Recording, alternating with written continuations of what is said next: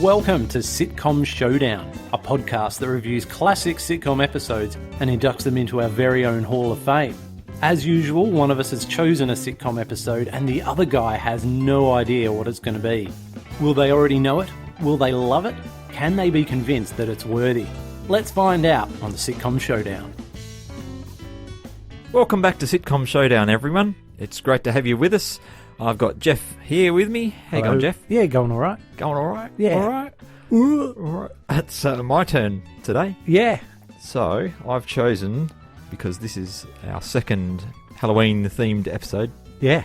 for the month, an episode of Brooklyn Nine-Nine. Oh, Brooklyn Nine-Nine. Oh, Nine-Nine. You're in risky territory there, because I remember we've had a conversation where you went Brooklyn Nine-Nine. I went, I can't bloody stand Brooklyn Nine-Nine. Yeah, but I'm sure I'm going to be able to convince you Yeah, otherwise. all right, cool. This episode's called Halloween 2. Yeah. It's the second season, episode number 4. Right. Fox produced the first 5 seasons, and then they dropped it earlier this year. And the very next day, because this is such a Quality show. Such a quality show, it was picked up by NBC the very next day. So this was originally aired on the 19th of October 2014, and it had 5.2 million viewers. Mm-hmm. So if you haven't heard about Brooklyn Nine-Nine before, it's a sitcom about the misfit detectives in Brooklyn's 99th precinct, who are led by the dead serious Captain Raymond Holt. And it's from the US, of course. And in terms of famous stars, we've got Andy Samberg as Jake Peralta, who's the main character. He's a goofy yet dedicated detective. And Andy is a alumni of Saturday Night Live, and he's been in a bunch of movies. Right. Have you seen him in anything? Is he the guy who was in that band, Lonely Island? That band?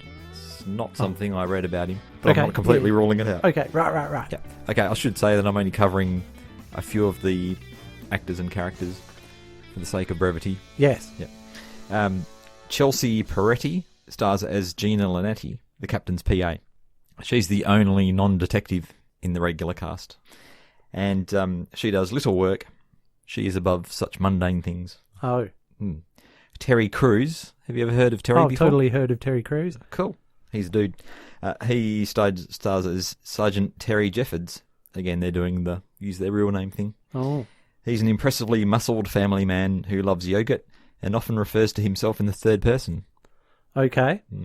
Where do you know him from? He's a former NFL player, actor, and, this could be it, ex-host of Ultimate Beastmaster. No, I don't know him from any of that. No? I've heard of Terry Crews because people talk about Terry Crews, probably because he was a football player and on Brooklyn Nine-Nine. But on YouTube, I follow a channel called Jay's 2 Cents, and he builds computers. And Right. he was hired by Terry Crews to build him an awesome computer. No way. So there you go. That's pretty cool. So that was the first time I saw Terry Crews on screen. Yeah. Ultimate Beastmaster is a competition to Ninja Warrior. Well, in that case, boo. Boo his. Yeah, he was the host for the first season of that. Joe Low Truglip. You're having a hard time I with am the having name. a hard time. Joe stars Joey T. Joey T. Yeah. JLT. He sounds like half a sandwich. Yeah. JLT.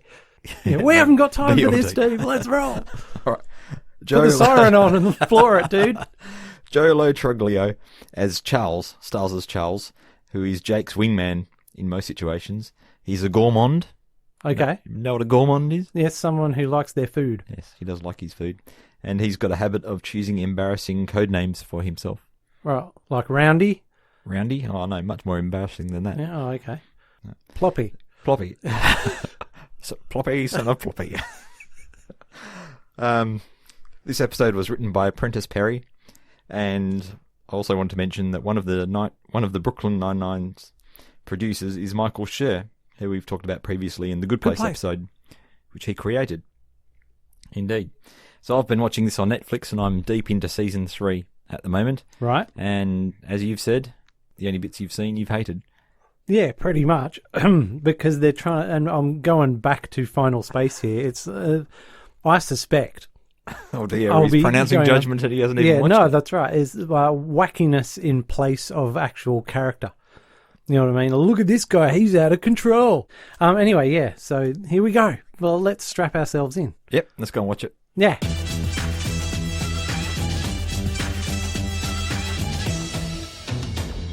let's get started. I've been planning this for 3 months. You've all been given a specific role and a code name. Rosa, you're the dagger. Sarge, the hammer. Amy, the hall monitor. Yeah, suck it. Scully and Hitchcock, I'm just gonna call you your real name so you don't get confused.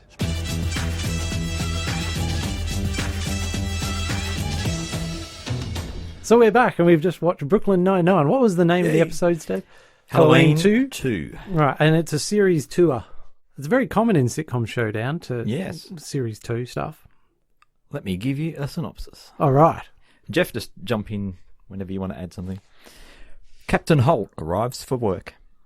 Jake's been lying in wait for him and asks him if he knows what day it is. Yes, that's right, it's Halloween, people. Took him about 5 minutes to get a confession that it was in fact Halloween. We got there in a rather roundabout fashion, involving stories about a flautist and his birthday. Yeah. So last year, on Halloween, Jake bet the captain that he could steal his Medal of Valor, which he did successfully. Sorry, Steve, can I just... Was that just a flashback, or was it an actual episode? That was an actual episode. Okay, right, yep. So they're doing almost like a Cheers Bar Wars thing. Exactly, Jeff. Right, okay, right, I get you, man. It's all coming together. You're in the zone. Okay, so as a result of that, the captain had to do Jake's paperwork for a week, and he had to say in front of everyone that Jake Peralta is an amazing detective/genius. Words which he never thought he would say. So Jake challenges the captain to round 2 of their Halloween bet, and he bets the captain that he can steal the watch right off his wrist before midnight. Captain doesn't appear too keen, though. He says it's not worth it for Jake to do 1 week of overtime and to be called an amazing captain/genius. So Jake, in desperation, offers to 5-dribble the week of overtime.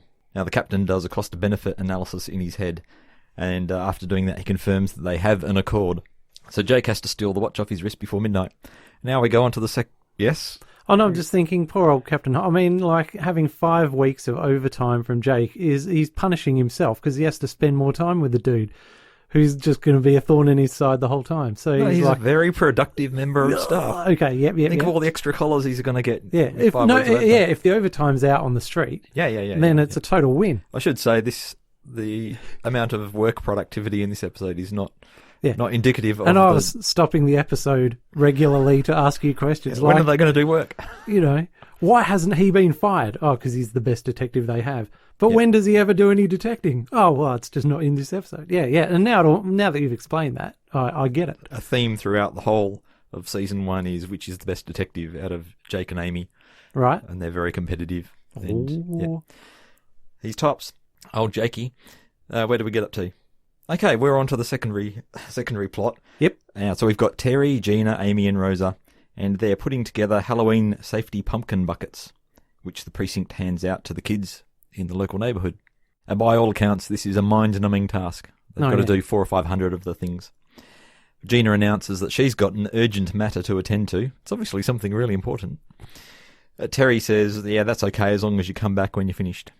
And the others are a bit sceptical about this situation. Yeah. But Terry says he's learned to give Gina the benefit of the doubt. So the rest of them presumably get on with it. The next scene, everyone except Captain Holt arrives in the briefing room. Jake bursts out from behind the door, scaring Amy in the process, and welcomes them to the most important briefing of their lives.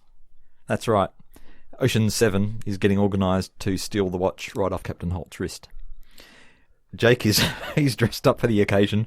He's wearing a tux which he bought off a disgraced magician, which is a bit of foreshadowing. So they all get a specific role and code name, and Jake explains that Fingers will steal the watch when they distract the captain.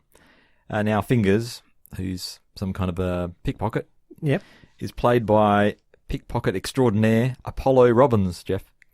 Now you're confusing me. Is that the actor or the criminal? No, he's a real-life pickpocket extraordinaire. Right, but, there's lines probably somewhere between pickpocket and magician, but the skill sets are so similar. It's all about distracting, and he's done a TED Talk on... What's the word they use for distraction? Yeah, I don't know, distraction? Yeah, apparently that's very good. Oh. Anyway, so he's going to steal the watch while they're distracting the captain, and he's going to replace it with a replica watch. Mm-hmm. So he won't know it's gone, and he won't need to... They can just coast to the midnight finish, right? So we go to the distraction, which is intended to lure the captain out of his office because he's basically locked himself in there so that they can't get the watch, right? It's a very smart move. Yes. So Scully is singing opera. They put a smoke bomb through the door.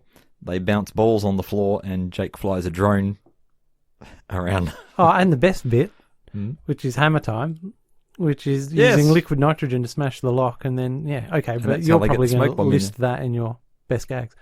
I'll certainly come back to that. Okay. So the drone is flying around, and the captain knocks Fingers over as he's trying to avoid the drone. Captain doesn't And, know it's Fingers. He no. thinks it's some poor innocent chappie. Yes, well pointed out. And because of that, he helps him up, and we watch as the switcheroo is done in slow motion. Next thing you know, Charles and Jake go to the bar to pick up the watch from Fingers, but they discover that he's kept the watch. Mm-hmm. No! It's all going wrong.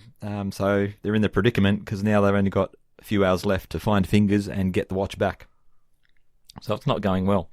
But they get back to the precinct and they get on a computer to try and track Fingers down. So they're calling up his last known address and accomplices and Doing associates detective work. and all that. Yeah, they are doing detective work. There you go. Genius. The captain arrives as they're doing this, and he asks if they can put a pause on this bet because Kevin, his partner, is coming around for dinner, and he doesn't want Kevin to find out about the bet. Because Kevin's father gave Captain Holt the watch as a present just before he died. Mm-hmm. And he doesn't think that Kevin is going to appreciate the bet that he's made. Jake, in a barely concealed panic at this point, refers to this as a death watch. Yeah. Cool. But the good news is he does get a text from Fingers who wants to meet up. Right. Okay, so there's a glimmer of hope. Meanwhile, the pumpkin buckets are getting handed out, and everyone's annoyed at Gina because she didn't help out.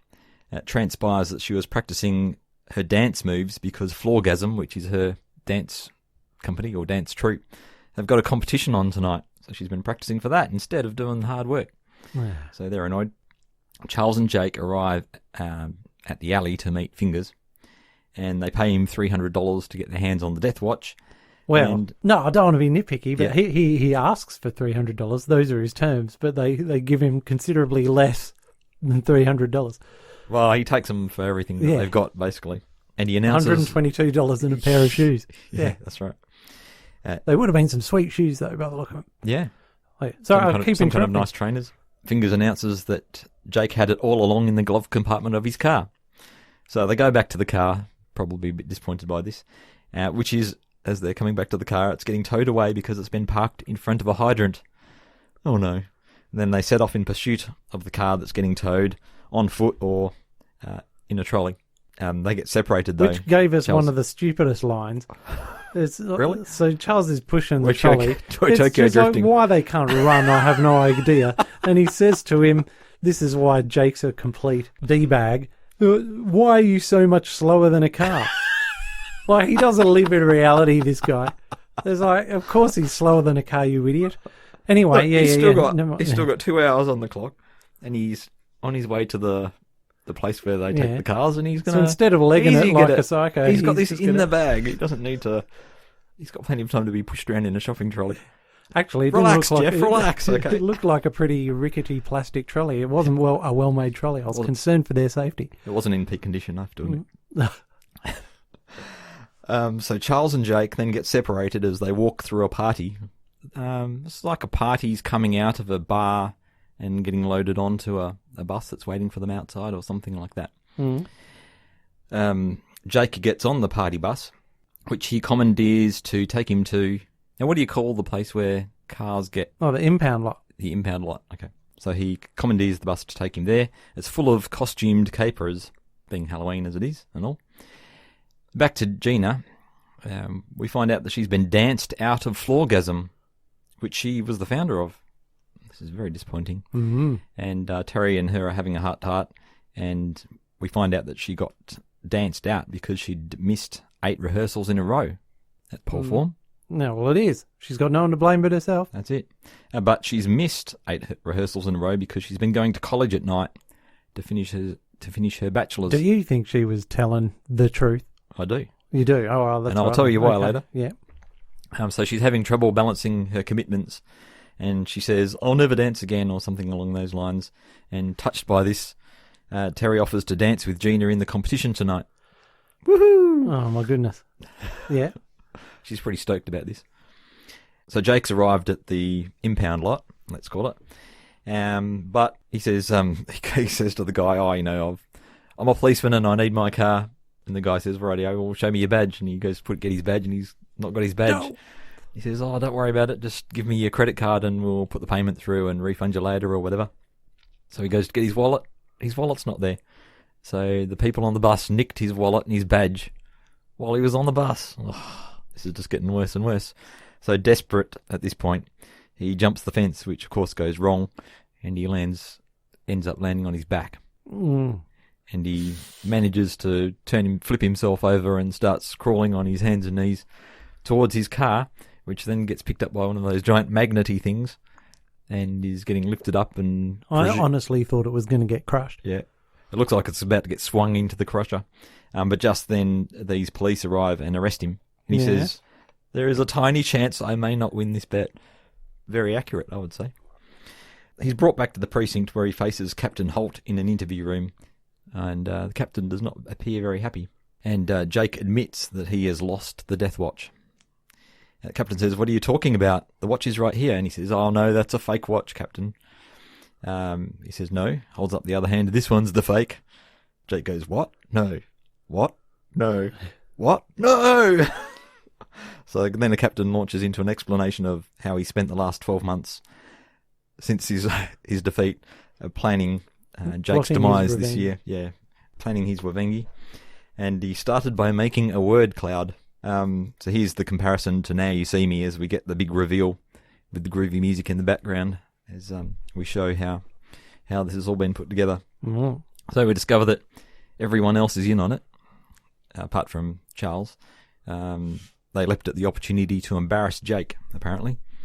The captain put the idea of stealing the watch in Jake's head over the previous 12 months by drawing his attention to it. Fingers was all arranged by Holt, and Fingers actually gave the watch back to Holt straight after he stole it, so it never left his person. The captain arranged to have Jake's badge stolen, and after all this explanation has happened, Jake prepares to issue his statement of defeat. Captain Holt once says, 1 second, clicks his fingers and the light comes on in it's the room where the police usually watch from behind the mirror. Yeah. What's happening in the interview room. And everyone's there, and they watch Jake say that the captain is an amazing police captain / genius. And then we finish up. The cherry on top is the end of the dance competition, which is happening just before midnight. We see that Terry's dressed up like a Roman centurion for the competition, of course showing off his ridiculously huge muscles. It's his agents put it in his contract that he has to be able to take his shirt off at least 7 times a season, I'd say. Well, what's the point of all that hard work? No, exactly. Don't get to show it off. And Terry announces to Gina that, the captain and they all have decided that they're going to help out so she can study and work and do dance. And then they do their little dance routine, which is scored to the sound of Push It by Salt and Pepper. Yep. Did you enjoy that? Yeah, it's a classic of our generation. Classic of our generation, indeed. Shall I talk through some points? Yeah, if you want to. Well, in season 1, we see that Jake is struggling to find something in common with the captain. They're obviously quite different people. One of them, Jake, is a lively, carefree kind of a person, and the captain is, I said dour. I don't know if that's the best way to describe him, but he's very serious, and he has a very structured life. He's focused and prudent. Yes. Whereas Jake's delusional and insane. No, he's not insane. He's a freewheeling, free-spirited individual. He's a wise ass. Yeah, I use that too. So this Halloween tradition, which they've started, is one of the things that cemented their relationship. So it's hilarious to see them... What? Yeah. Cemented it for who? Because them. we see it from Jake's point of view. We don't see it from the captain's point of view, who probably wants to murder Jake at every opportunity. So it's... Don't you see the relish that he's got when I guess so. He's got the chance to grind Jake into the dust? I guess so, yeah. Prove himself the superior planner and plotter and all that stuff. Oh, yeah. So I think it's really funny to see them continue this rivalry on and to take it to the next level in this episode. Look on Jake's face when he's trying to tempt the captain into taking the bet is priceless, and especially when he realises that he's just wagered 5 weeks of overtime. he has this look on this look goes across his face like, oh crap, what have I done? But then as soon as the captain says, yes, you'll do it, they have an accord, he's like, yes, super stoked. Yeah. And that thought completely flies out of his brain. Anything on that? No, I'm still making notes. No, still making notes. Okay, so like the last episode, the Cheers episode, which we talked about, this one doesn't really reveal a whole lot of what's going on behind the scenes, which is something I really like. So we're surprised by the reveal too. Although you twigged that maybe some of the people on the party bus. If a person who's never seen the show before can recognise two of the characters on the party bus who's only spent 4 minutes with the characters, then how Jake the super detective hasn't spotted that, I don't know. But never mind all that. I didn't think it was a negative or anything. He'd just been assaulted by some large bears. Going forward to the reveal, Jake's face, as the captain explains, not only did he have the watch, but he planted the thought in Jake's mind about stealing the watch and actually provided him with the means to do it, or at least think he had done it. But not leaving it there, he talks about stage 2 of the operation, which involved all the other officers, similar to the Cheers episode as well, because they were all in on it, weren't they, against Sam? That would have taken months and months and months and months and months of planning. Yeah, I think that just makes it so much more funny. But shows how far the captain has come since the first season, as all of them, apart from Charles, will work with him, which Jake admits kind of turned him on. Don't really know what he means by that, but... No, it's just another one of these lines where, well, better give him something wacky to say. I know I'm sounding negative, but don't you worry, Steve, I'll surprise you. Okay. But that is a classic example of a line that's, what can I say, that's supposedly unexpected and wacky, but it's just, I think it just surprised him, maybe. I don't think there's anything to do with character at all. It's just they go, let's pull it out of the random wise-ass generator. Okay. Insert strange comment here that people will think is edgy and cool. But don't worry about it. Let's continue. Right, let's keep going. Yeah. So the captain not only won the bet, he went far beyond that. He did humiliate him. Yeah. He humbled him for sure. It's also interesting. They're so competitive that they're willing to work with criminals, i.e. fingers, to win this thing. The captain diverts police resources to make it happen. I can't pass up the classic sledgehammer reference. What did you think of that, Jeff? Yeah, it's hammer time. Well, I didn't actually realise the sledgehammer reference until you just mentioned it. I thought it was more just a pop culture reference to MC Hammer. No, it was totally a sledgehammer reference. If the writers put that in there as a sledgehammer reference, and it can be proved that they did, then that's automatic entry. They totally did. But, if it can't be confirmed, then I think there's still doubt. Well, look, they've had salt and pepper. I'm tweeting the writer to find out. Well, I think you should. The salt and pepper thing and MC Hammer are sort of around the same era. So that's why I thought it was MC Hammer. I can see how you'd be thinking along those lines. Talked my way out of that one. The other plot line is a good one, I think, because it moves Gina's character along. It's also funny too because you see her dancing and getting danced out of Floorgasm. And she's a complex character. So this is kind of what I was alluding to earlier. There's an episode in season 1 which I really liked where the apartment which Jake is living in turns out was owned by his grandmother who had passed away. And it's one of those rent control kind of deals where obviously it's kept to a certain level. But circumstances have come about that means that arrangement's going to go away, and basically Jake on his detective salary can't afford the rent on Granny's apartment. And so he kind of goes through trying to figure this out. It turns out that he's a complete financial mess. No surprises there. But Gina reveals that she's saved enough to buy the apartment. It's a really good apartment. She can buy the apartment because she's been careful with money over the years and she's worked hard. Right. So she arranges for Jake to stay there with her as his landlord. Right. Which I thought was very cool. Yeah. I like that a lot. So it just shows that in many ways she's got her head screwed on right and she's getting on with life. She also just happens to be obsessed with a dance group and acts like a kind of an aloof nutcase at work. Yeah. Yes. Knowing things like that is helpful, isn't it? Yeah. I think. Gags? Yeah? Have you got any you want to... Oh, man, I've got heaps. Mention?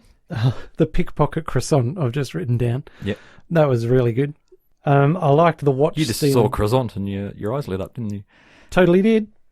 So, obviously, when we're doing the flashback And the captain said, I've drawn your attention to my watch over the year, so you'll think of stealing it. And he's standing there at the entrance every day waiting for Jake to turn up. And he's going, you're 10 minutes late. And then you're 15 minutes late. And he goes, you're 3 minutes early in Chicago. Yep.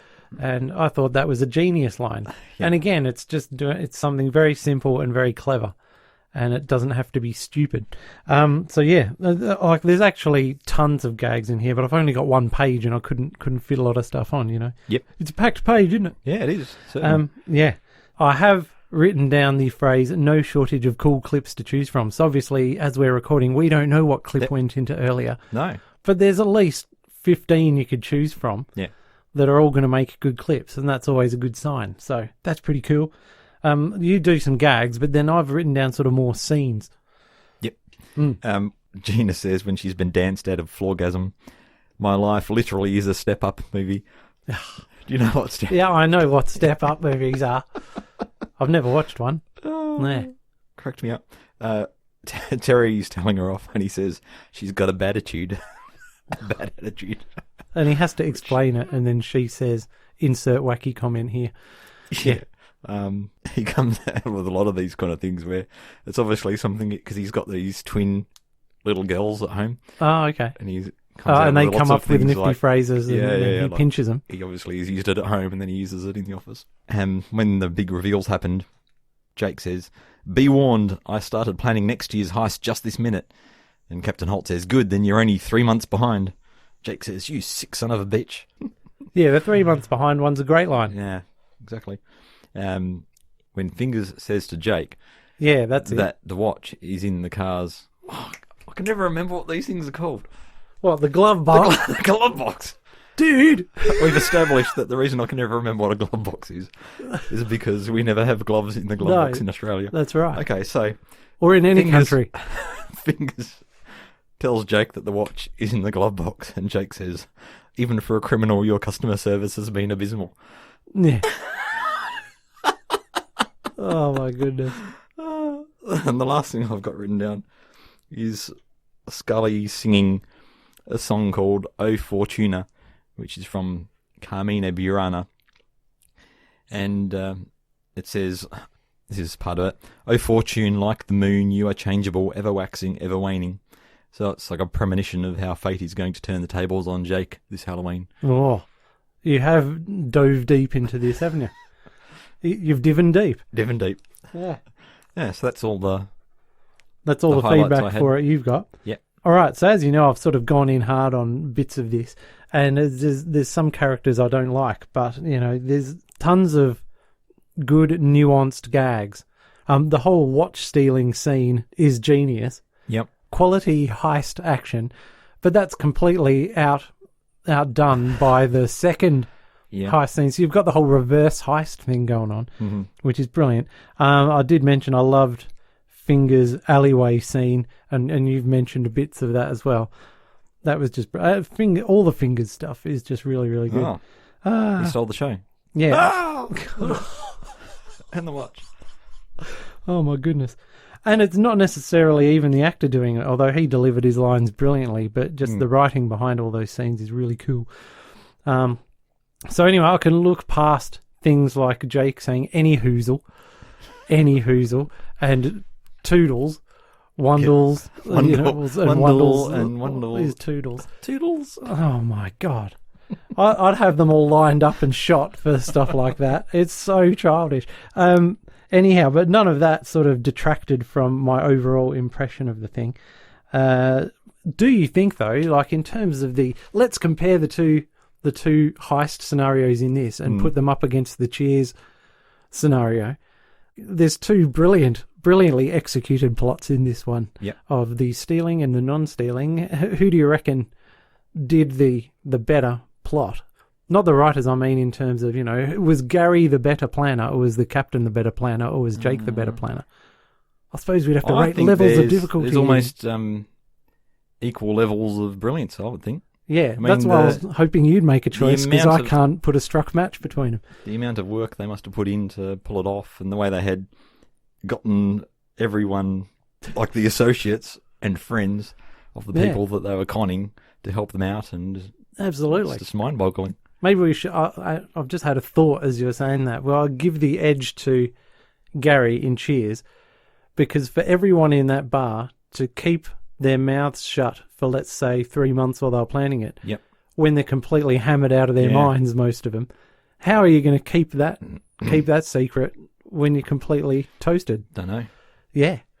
Anyway, yeah, so that's just I'll my put a way keg of on saying if you it. can all be stay stum. Yeah, totally. Brilliant plots. And I do like that the captain won, because although I haven't quite warmed to Jake, I was quite satisfied by seeing him and going, haha, sucked in, Get dude. smashed. Yeah, you got totally outclassed. But he did a good job. Yeah, so what I love about this is the heist and the reverse heist. And as I've mentioned to you in the past, I love the show Leverage. And so, yeah, and there's parallels with this and Cheers, and there's a little bit of Sledgehammer in it as well. Although Captain Holt keeps his cool a lot better than Captain Trunk. Yeah. Let me tell you. Yeah, his blood pressure's under control. Probably all that flute music he listens to. So the other thing I've been looking on the page for is just the escalation, right, is genius. Jake has to keep throwing out these enticements to Captain Holt to get him to take the bet. And then he's taken the bet, and then the watch gets stolen. And to get to that point, you've just been going, no way, they're never going to be able to do that. Yep. This is impossible. And then Fingers takes the watch, and you go, oh, no. Yep. How's this going to end? And then the car gets stolen. You go, no. And then it gets even worse from there with his badge and all the stuff. Yep. And just like the levels of escalation and then the explaining of it all at the end. So I really appreciate this from a writing point of view, certainly. So, yeah, I'd say even though you've got two characters in there I can't stand, there's just, it's so fast and there's so much going on. And I reckon if you rewatched it more times, you'd just get more and more out of it. So, yeah, I really dug it, dude. And that's pretty much all I've got. That's all I had time to take. Cool. Yeah. I'll go to my conclusion if you like. Okay. So, Brooklyn Nine-Nine is a lovable scamp of a sitcom with, well, I said likeable ensemble characters. Okay, maybe bar two for Jeff. Yeah. But, you know, Captain Holt, you got Jake, who's obviously, like, pretty intense, but then Captain Holt's the polar opposite, so one cuts through the other. And it all evens out. So, and I suppose if you identify with one, then that's fine because they'll equally have different amounts of wins, and they both, So in this episode, they kind of trade in the usual work-based plot because usually it's like some kind of a criminal case or something like that there, or mystery or whatever they're trying to solve, in favour of this tale of deception and sleight of hand, which I really love, and makes the most of the characters and relationships.